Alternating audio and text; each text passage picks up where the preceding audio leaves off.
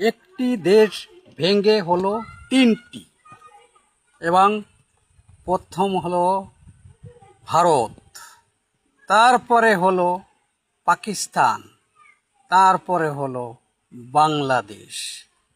এক দেশ ভেঙে তিনটি ভাগ হয়ে তিনটি দেশ হলো, কারণ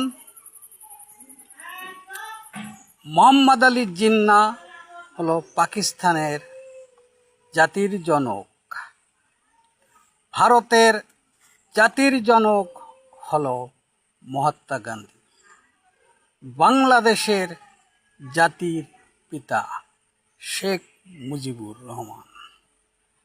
এবং এই হলো তিন দেশের জাতির জনক। এখানে তাদের ফটো আছে। এবং ভারত ভাঙার জন্য সবচেয়ে বেশি যার ভূমিকা ছিল সে হলো জিন্নাহ। এবং বাংলাদেশ হলো পাকিস্তান ভেঙে সবচেয়ে যার ভূমিকা বেশি ছিল সে হলো শ্রীমতী ইন্দিরা গান্ধী এবং শেখ মুজিবুর রহমান। সবার ফটো এখানে আছে। এবং এক দেশ ভেঙে তিনটি দেশ হলো।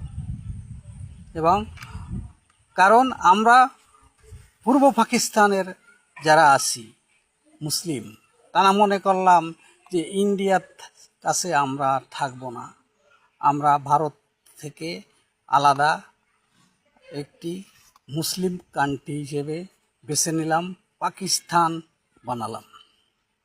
আমরা থাকলাম পূর্ব পাকিস্তানে আর পশ্চিম পাকিস্তান।